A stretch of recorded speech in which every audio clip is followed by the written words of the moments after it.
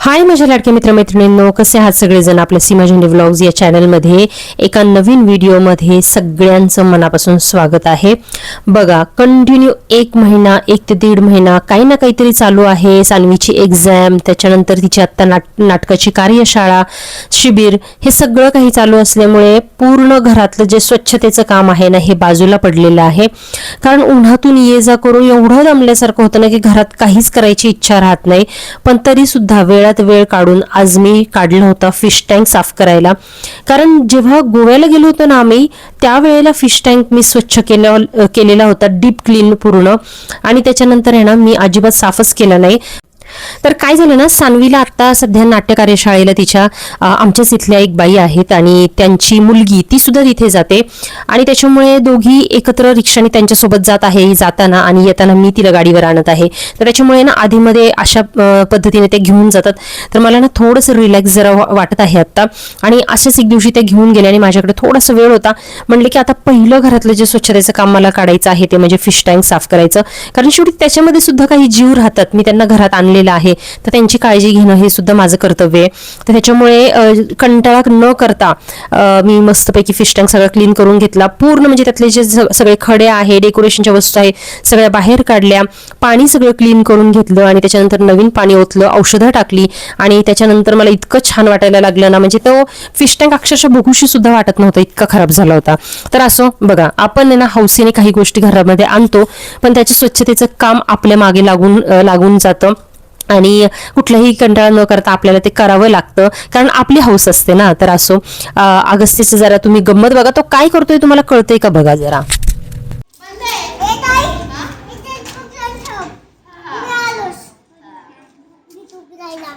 काय टाकलं बाळा त्यांना जेलमध्ये? तू पोलीस आहे का?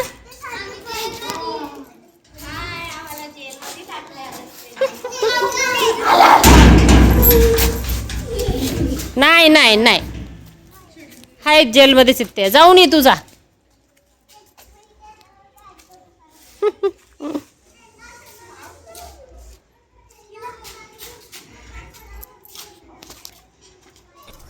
तर मला खात्री आहे अगस्त्य काय करतोय ना ते तुम्हाला काहीच कळलेलं नसणार आहे. चला मी सांगते तुम्हाला. सध्या सानवी आणि अगस्त्यच्या आत्ते बहिणी इकडे आलेल्या आहेत आणि त्यांच्यासोबत सानवी अगस्त्य भरपूर दिवसभर खेळत असतात, मजा करत असतात. आणि अगस्त्यचं काय आहे माहित नाही, त्याला पोलिसांबद्दल इतकं अट्रॅक्शन आहे ना, आणि तो स्वतःला ना पोलीस समजतो. किंवा त्याला मोठेपणे जर तू कोण होणार असं ना, मी किती लहानपणापासून त्याला विचारते ना, जसं त्याला बोलायला यायला लागलं तेव्हापासून तू तेच म्हणतो की मी आहे ना पोलीस होणार आहे. तर असं होतं. त्याच्यामुळे इथे ना तो जेल खेळत होता. त्या पोरी बिचारे बाहेर खेळत होत्या रात्रीच्या 10 वाजता जेवण वगैरे झाल्यानंतर, पण त्यांना पकडून तो जेलमध्ये टाकत होता. आणि त्याचे पप्पा त्याला फिरायला घेऊन जात होते, पण तो त्यांच्याबरोबर न जाता सारखं मागे यायचं आणि त्या मुलींना बिचाऱ्यांना जेलमध्ये टाकायचा, खेळूनच देत नव्हता अजिबात. तर मी आज आले परत एकदा आपल्या सोसायटीमध्ये, आणि एवढ्या उन्हाची भर दुपारी आले बघा मी. 12:15 झालेले आहेत. सानवीला तिथे नाटक क्लासला सोडलं. एक ताई आहेत, त्या मला मदत करत आहेत. जाताना तिला रिक्षाने वगैरे घेऊन गेल्या त्या. आणि त्याच्यानंतर चावी हरवून ठेवली माझ्या फ्लॅटची सिक्युरिटीने. आणि आता मला दुसरा एक रेंटने गिराईक आलेला आहे, त्याला मला द्यायचा आहे तो फ्लॅट, आणि त्याची चावी पण द्यायची आहे. पण चावीच नसल्यामुळं मला बघा एवढं उन्हामध्ये यावं लागलेलं आहे आपल्या सोसायटीमध्ये.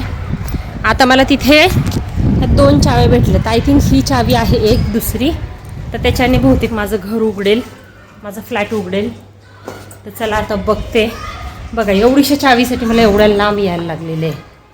तर असो बघा, कुठलीही प्रॉपर्टी सांभाळणं आहे ना एवढं सोपं नाही आहे. तर बघा एक सांगते तुम्हाला, आपल्याला ना जेव्हा आपण कमवत असतो तेव्हा आपल्याला खूप हौस असते की आपण जे कमवलेले पैसे आहेत ते कुठेतरी इन्व्हेस्ट करावे, ते पैसे वायाला जाऊ नये. आणि त्याच्यामुळे आपण ना कुठेतरी इन्व्हेस्टमेंट करतो. कोणी घर घेतं, कोणी प्लॉट घेतं, कोणी दुकानं विकत घेतं.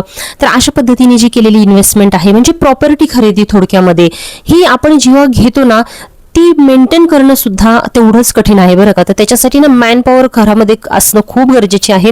म्हणजे आपण एक व्यक्ती सोडून 2-3 तरी अजून अशा व्यक्ती असल्या पाहिजे ना, की अशा अडचणीच्या वेळेला त्या सुद्धा पळाल्या पाहिजे.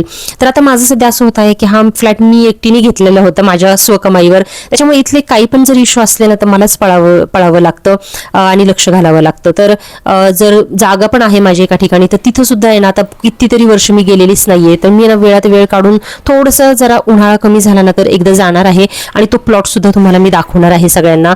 तर अशा प्रकारे प्रॉपर्टीची जी काळजी आहे ना ही घेणं म्हणजे खूप मोठी डोकेदुखी आहे आणि ना सपोर्ट आपल्याला घरातला कोणाचा तरी खूप गरजेचं आहे. तर इथं अगस्त्यला मी घरी झोपवलं होतं. सानवीचे पप्पा त्याची काळजी घेत होते. सानवी नाट्य कार्यशाळेला गेली होती आणि मी इकडे आले होते हे चावीचं जे काही नाटक आहे ते सॉल्व्ह करायला. चला, माझं फायनली चावीचं काम झालेलं आहे. दोन्ही चाव्या बनवल्या, बेडरूमची, खिडकीची आणि मेन डोअरची सगळ्या डुप्लिकेट चाव्या बनवल्यात. आता ही जी एक एक्स्ट्रा चावी आहे ती सिक्युरिटीकडे ठेवणार आहे परत, कारण दुसरे येणार आहे तिथे एक टेनंट. आणि बघू शकता कबुतरांनी किती घाण केलेली आहे बघा, सगळं वरपर्यंत. तर मला इथे ना नेट लावून घ्यायची आहे आणि मस्त वरती नाही का ते कपडे वाळत घालायला वगैरे, बघा कसं आम्हाला बिल्डरनेच लावून दिलेलं आहे. छान आहे ते, वापरात नव्हतं एवढे दिवस. तर आता ही बाल्कनी साफ करायला इथल्या ज्या क्लिनिंग करणाऱ्या बायका आहेत त्यांनी मला 200 रुपये सांगितले फक्त हे एवढं क्लीन करायचे. तर बघूयात आता जेव्हा नेट लावू ना, मी नेट लावेल ना त्यावेळेला मी ते क्लिनिंग करून घेईल, कारण आत्ता क्लीन करून काही फायदा नाही, परत होणार ते. त्याच्यामुळे नेट ऑर्डर केलेली आहे, आज येईल ती. मग नेट पहिलं लावून घेणार आणि मग ते क्लीन करून घेणार आहे. तर चला आता घरी जाते, 2 वाजत आलेत. संध्याकाळी आमच्या डॅडींचा बड्डे आहे तर त्या बड्डे पार्टीला पण जायचं आहे. तर भेटूयात संध्याकाळी बड्डे पार्टीला. छान असं तयार झाली आहे आणि चालली आहे बड्डेला वडिलांच्या. 7:15 झालेत, तर लवकर निघलं पाहिजे, खूप उशीर झाला आहे. ही खूप दिवसांनी साडी नेसली मी, सिल्वर कलरची आहे बघा. आणि पटापट आवरून निघालोय आता. भेटूयात वाढदिवसाच्या जागी. बाय. तुम्हाला खरं सांगू का, मला कुठेही जायचं असेल ना तर आवरतच नाही. कारण बघा, आपलं आवरण्याच्या अगोदर आपल्याला मुलांचं सगळं आवरून ठेवावं लागतं. त्यांचं खाणं पिणं, त्यांचे कपडे इस्त्री करणं, त्यांचं आवरणं, हे सगळं काही झाल्यानंतर मग आपला नंबर लागत असतो. तर त्याच्यामुळे कुठेही जायचं म्हटलं ना तर मला ना 1-1.5 तास अगोदर सगळं आवरायला सुरुवात करावी लागते, तेव्हा जाऊन माझं कुठेतरी आवरतं. तर व्हायचं तेच झालं. मला जायचं होतं थोडंसं लवकर, पण ना सानवी तिकडून नाट्यशाळेच्या कार्यशाळेवरून आली आणि त्याच्यानंतर मग आम्ही आवरलं आणि निघालो. तर इतकी गर्दी होती की आम्ही त्यामध्ये अडकलो आणि नाही म्हटलं तरी आम्हाला 7:30-8 वाजले तिथे पोहोचायला. जाऊन बघतो तर काय मस्तपैकी सगळी तयारी करून ठेवली होती मम्मीने, स्नेहाने. जे दिवे वगैरे असतात ना ते करायला सांगितले होते मी मम्मीला आणि त्यांच्या पण कदाचित ते लक्षात असेलच. तर ते दिवे जे आहे ते 70 नंबरचे करून ठेवले होते स्नेहाने, मस्तपैकी त्याचं डेकोरेशन वगैरे करून ठेवलं होतं. आणि बाकीचं सगळं जे काही जेवणाचं वगैरे सामान आहे आचार्याने आणून ठेवलं होतं. तर इतकी सुंदर तयारी करून ठेवली होती. आणि आता ही तयारी होती माझ्या वडिलांच्या 70व्या वाढदिवसाची.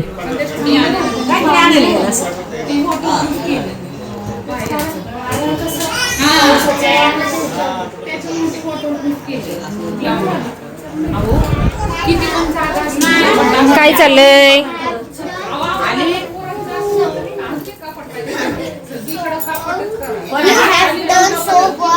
For family, thanks.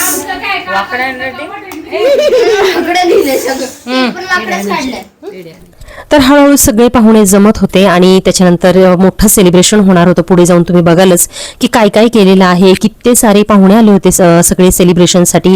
आणि जरी हा घरामध्ये कार्यक्रम असला तरी सुद्धा कुठल्याही पद्धतीचा कमतरता ह्या सेलिब्रेशनमध्ये नव्हती. सगळं काही अगदी छान असं मॅनेज केलं होतं माझ्या भावाने, स्नेहाने म्हणजे वहिनीने माझ्या, परत मम्मीने, ह्या तिघांनी मिळून खूप सारी मेहनत घेऊन माझ्या वडिलांसाठी या 70व्या वाढदिवसाचं प्लॅनिंग केलं होतं.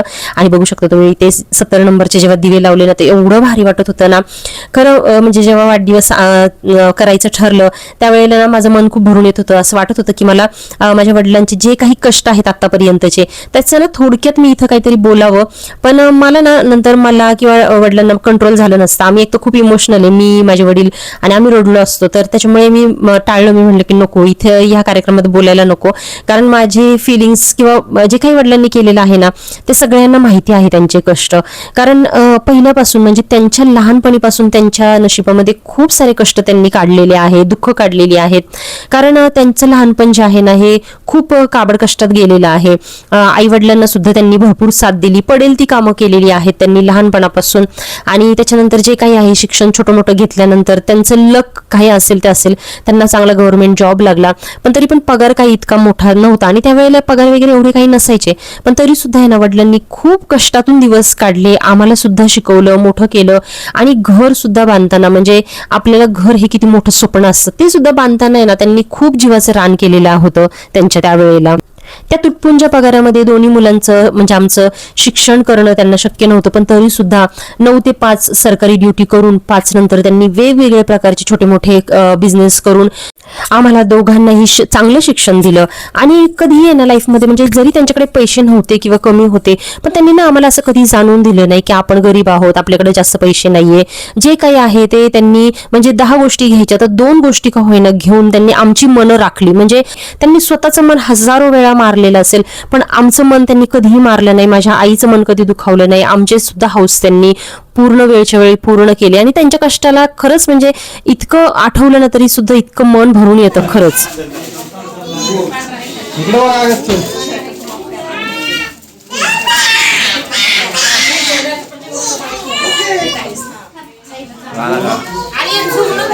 नाही नाही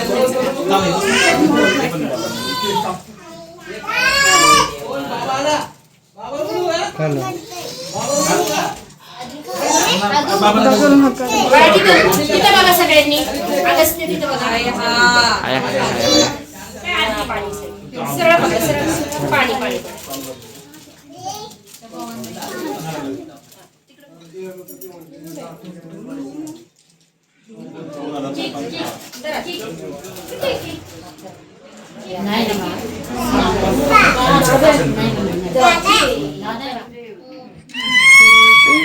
त्यांचं येतोय का नाही?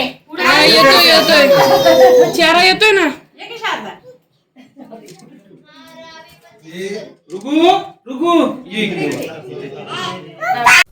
तर छान अशी बर्थडेची सगळी तयारी झाली. 70 नंबरचा जो दिव्यांचं जे ताट केलेलं होतं ना त्यांनी सगळे आम्ही सुवासिनींनी वडिलांना माझ्या ओवाळलं.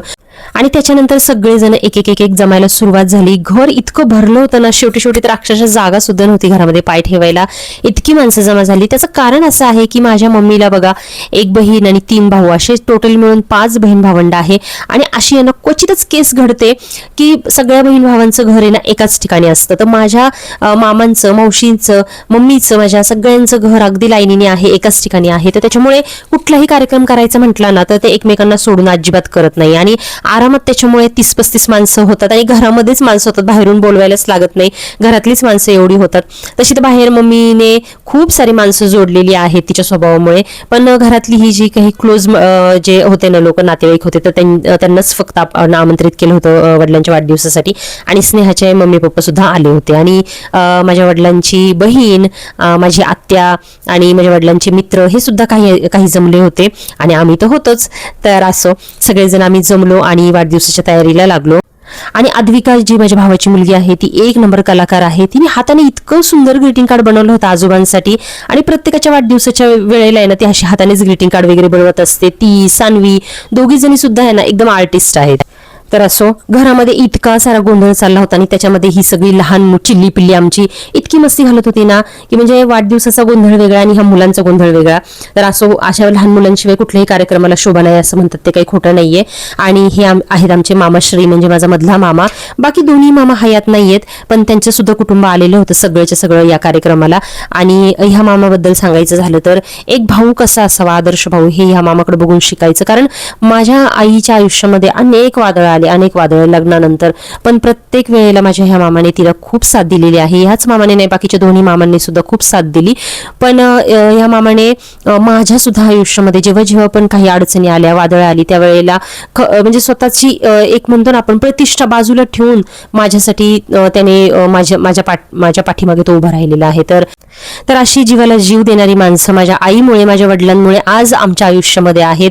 तर हे माझ्या आई वडिलांची खूप मोठी पुण्याई आहे हेच मी म्हणेल.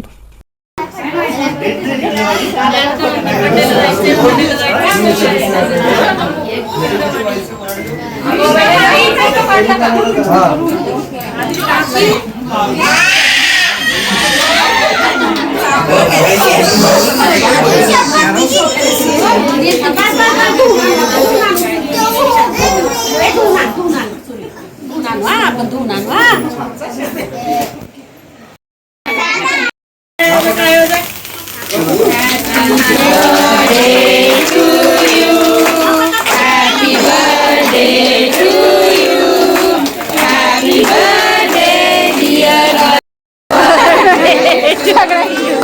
सगळेजण आजोबाच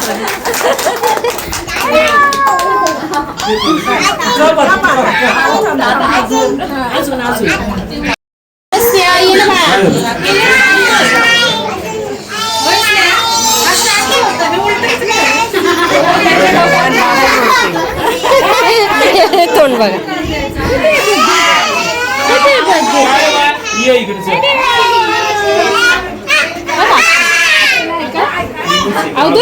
तुला आहे का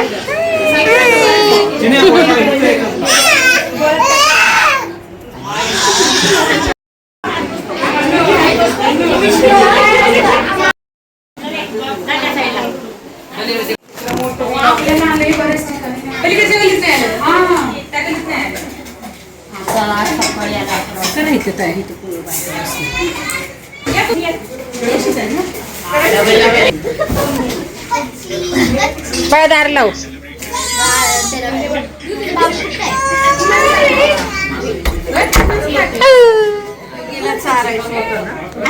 ऐका ना मम्मी इथं बस. सगळे पोरं आहेत.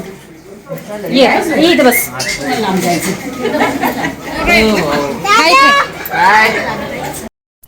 वाढदिवसाच्या सेलिब्रेशन नंतर जेवणांना सुरुवात झाली आणि माझ्या सगळ्या वहिनी इथे ताटं वगैरे तयार करायला लागले आणि ताटामध्ये तुम्हाला दाखवेनच मी पुढे जाऊन की काय काय मेनू होते ते.